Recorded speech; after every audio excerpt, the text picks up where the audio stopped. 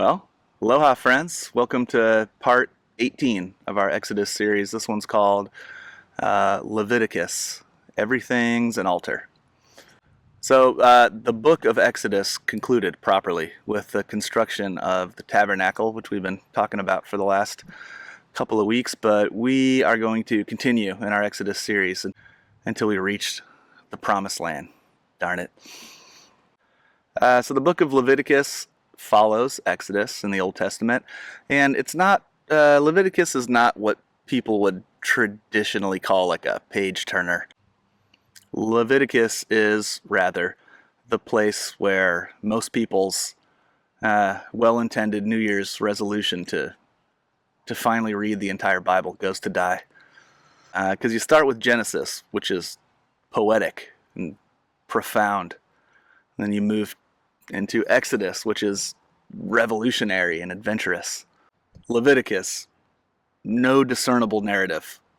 In place of a narrative, lengthy expositions on handling skin rashes and mildew inspections. When I was 16, I went on a youth group ski trip to West Virginia. And on the first day there, accepted a dare from my friends to ski down the bunny slope in only my boxers. I think I had hoped that this would catapult me into the upper echelons of peer acceptance. And everything was going according to plan until about halfway down the slope I noticed the ski patrol was waiting for me at the bottom. They escorted me to the ski lodge and paged our youth pastor, who was mortified by the indecency of it all. He'd already warned us that if any of us acted out, we would be met with swift justice, and he was true to his word. The punishment for my adolescent crime, I had to sit in the ski lodge watching my friends skiing down the hill, having a jolly good time, while my youth pastor read me word for word the book of Leviticus. And I gotta tell you, nothing restores moral order in the 16-year-old imagination than being forced to listen to 3 full chapters on the proper disposal of goat entrails. And I'm pretty sure that right then and there, my abiding love for the scriptures was born. It's Baptist style. For years I thought of Leviticus as like the biblical equivalent of a sleep aid, just a long list of rules whose only discernible purpose was to serve as a reminder that we ought to be grateful for grace, that we're no longer required to live under these old rules and regulations, or at least that we don't live in a culture or a time period where we're so hung up on like mixed fabric garments that I don't know. These days, I read it as a time-stamped document of incarnational theology. It seems to reveal that holiness doesn't dwell in abstraction, that union with God is no more experienced atop mountains of transcendence than it is accessible in the ordinary, like in the way that we prepare a meal for our family. Act compassionately towards strangers, and I don't know, deal with our menstrual cycles in a hygienic manner. Listen, it's a strangely specific text, okay? This is part 1. It's called What's in a Name? So the Hebrew people, they don't refer to Leviticus as Leviticus. That came later. The Hebrew word for this book is Vavikra, which translates roughly to "and God called." And this is significant because it emphasizes the starting point, that though the text may be concerned primarily with laws and regulations, before the ordinances comes this whisper, this still small voice that beckons Moses to the inner court. The Vayikra begins with the Hebrew letter Vav, which is and. It's the hinge point between worlds. It joins the thundering presence experienced at Sinai, the mysterious wonder of the world beyond. with the quiet hush in the sanctuary of the ordinary. Vivikra, and God called. This is the infinite, eternally revealed in the finite. It's the sacred beckoning us from the everyday. In every Torah scroll, the final letter of Vivikra, the Aleph, is written smaller than all the other letters. The ancient rabbis taught that Moses wanted to open the book with a slightly different form of the same word, Vivikar, which is, and he happened upon, as if to downplay the intimate intensity, the chosenness of that moment, of that person, of that exchange. But they taught that God forbid this editorial change, saying, no, write Vivikra, I called you. They said a compromise was struck, and that Moses wrote the word with a tiny Aleph. It's this whisper of humility. Small, still voice of the infinite calls the finite into union. To hear that still small voice, the ego has to shrink, has to become small, like this letter that Moses chose. Has to be quieted, weaned in some way, made still, become small enough that it can register a whisper. Saint Therese of Lisieux called this the little way, the path of staying small enough for love to find you. She wrote, to remain little is to recognize our nothingness, to recognize that every good is the good of God. And she discerned that to experience the life that is truly life, one must enter through what Jesus called the narrow gate, which is a willingness to release everything that won't fit through a passage that narrow. Our ambitions, our patterns, our good behavior, our scorekeeping, our best ideas about God, our passions, our attractions, our aversions, our fears, our best efforts.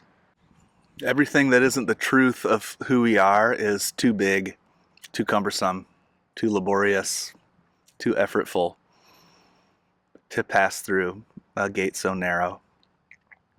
And so we're left with a spirituality of subtraction rather than expansion. And this is in keeping with the Hebrew name for Leviticus. Before any do this, there is come close.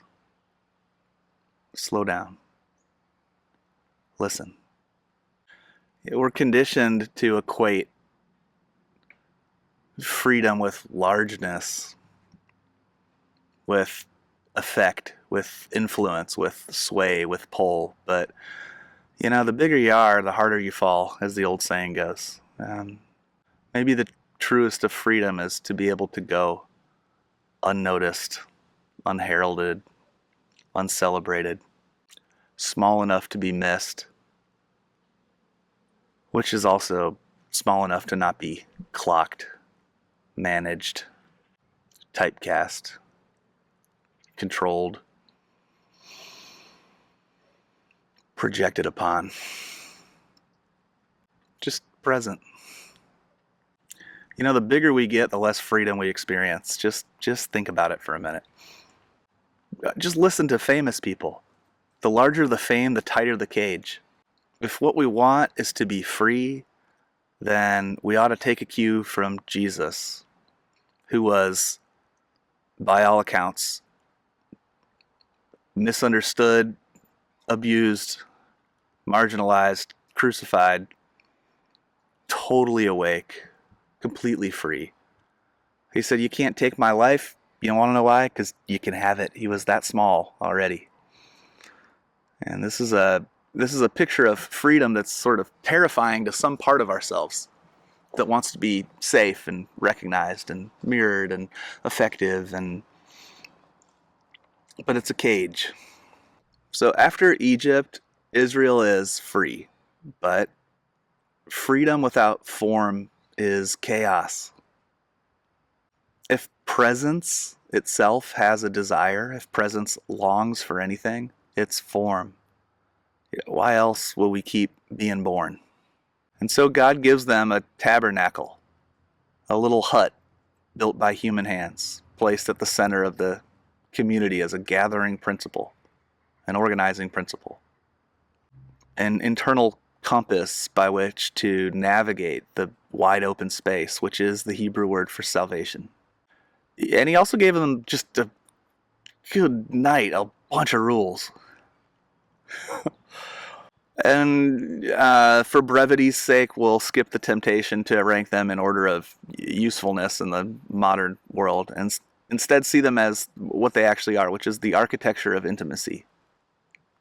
A people learning that divine nearness has a pattern, a rhythm, a way of being held and revered and experienced in the ordinary.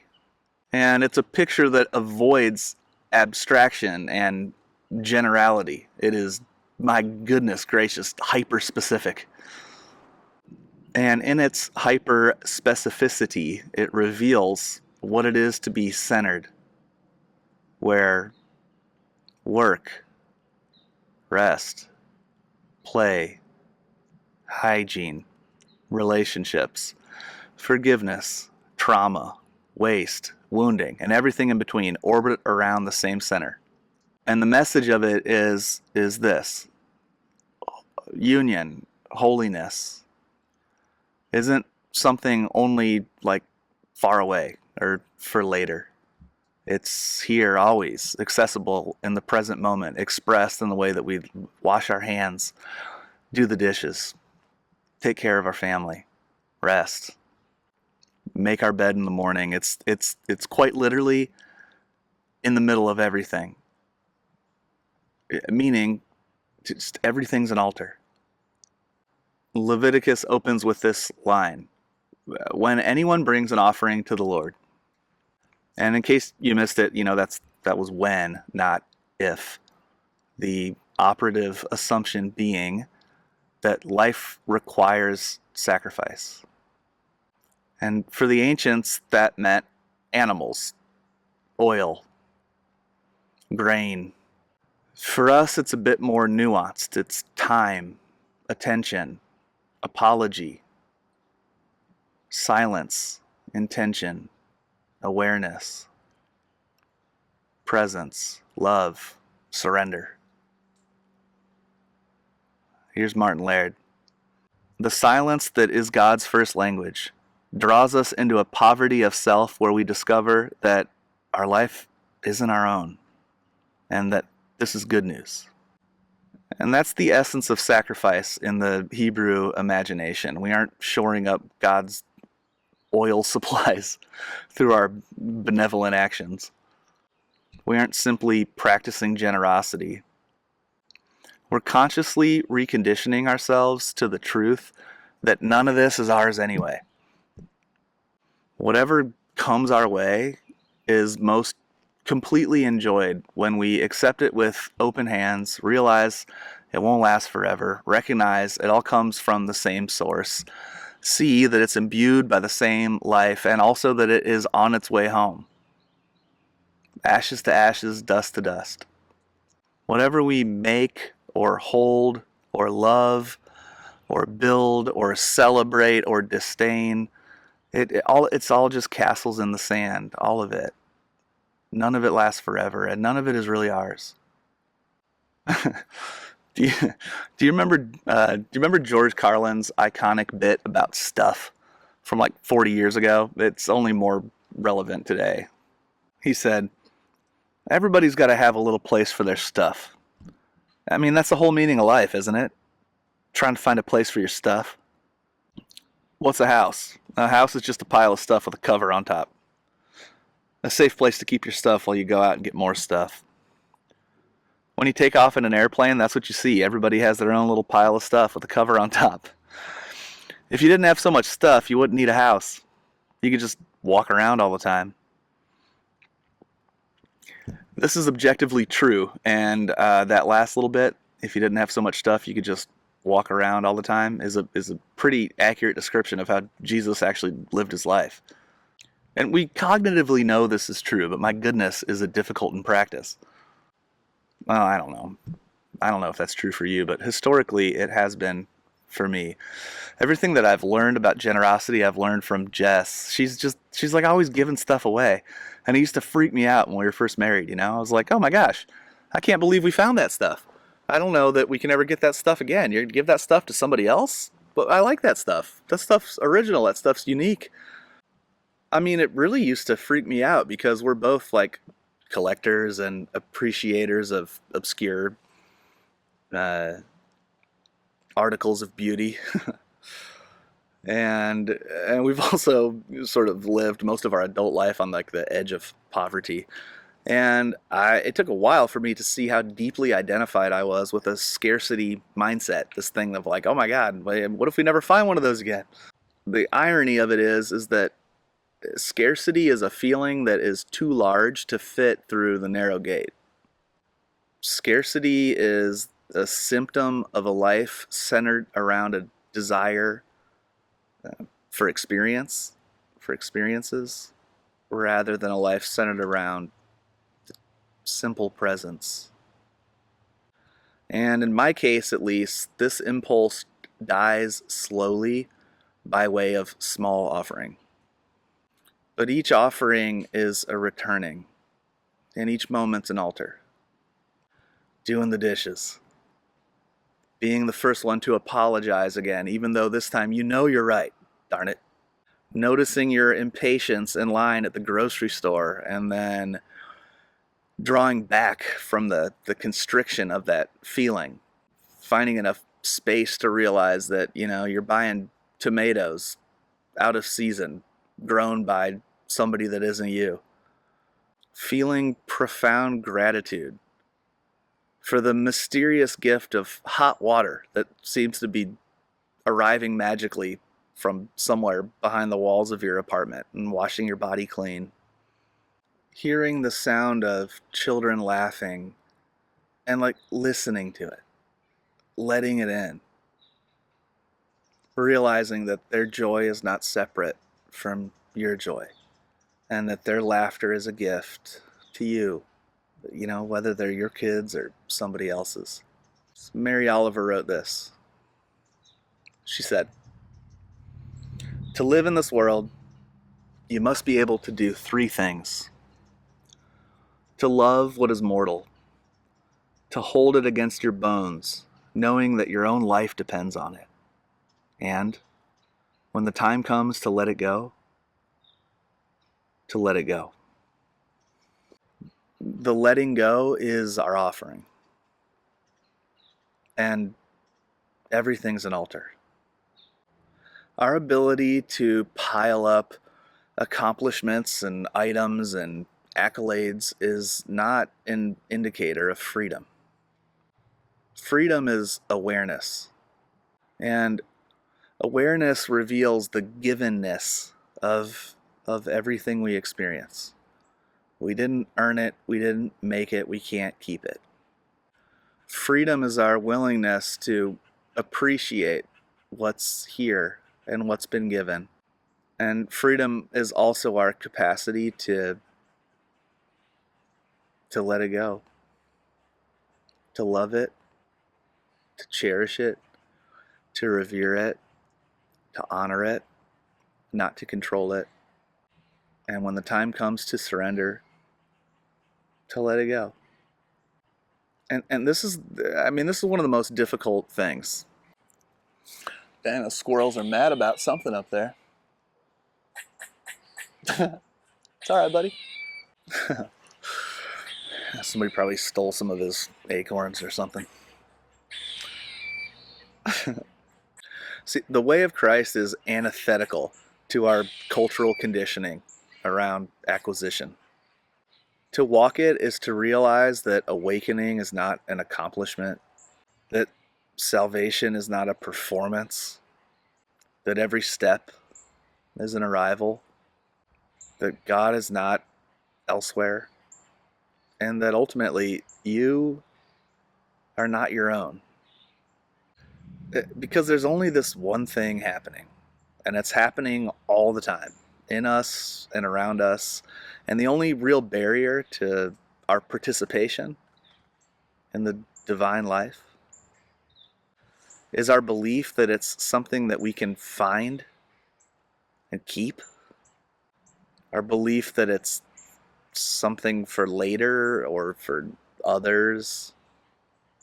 Our belief that salvation is anything other than what's happening right here, right now. So according to most football fans and street corner preachers, the high water mark of Scripture appears to be John 3:16. You don't often see people holding up signs that say 2 Peter 1:3-4. But to the church's first mystics and theologians, this was the high water mark of Scripture. And it goes like this. I, Simon Peter, write as a messenger of Jesus Christ, to all those who've received the gift of grace and through this gift have tasted the truth of the gospel. That truth being, we're already participating in the divine nature. The choice is now ours to curate a life centered around divine presence, to consciously participate in the life of God, or to lose ourselves again in a field of conflicting desires, searching this way and that for a freedom that's already ours. To long for, to strategize, to analyze, or to perform salvation, that all happens in the mind. Coincidentally, the mind is the part of us that has the most difficult time accepting the gift of grace. St. Paul wrote that once we were alienated from God in our minds. The mind is the aspect of our being that most strongly resists coming home, to seeing that everything's an altar, that nothing's ordinary. The mind is the part of us that most strongly resists coming home. But coming home is our offering to God. And every time we experience coming home, even if only momentarily, we're alive. And salvation is exactly this, coming home. It's small glimpses many times. And it really is as simple as that. All the rules and the laws and the ins and the outs and the ups and the downs, and I was almost there and then I lost it and then I thought I found it again, but then it duped me, and then she did this and I said that. Hey, it's just drama and mental loops. And it's also nothing to be avoided. If presence longs for anything, it's for form. Freedom without form is chaos. Chaos isn't to be avoided, it's to be transcended and included. Everything's an altar, even that. And when we offer ourselves on the altar, we're home. And when we're home, we're safe. And when we're safe, we're saved. And it really is just as simple as that. So just pay attention to the energy with which you are vacuuming your car or washing your dishes or thinking about your job or parenting your kid or loving your partner. Just notice the energy. Convert it to reverence and offer it back to the place that it came. Go easy. Be gentle. See you around.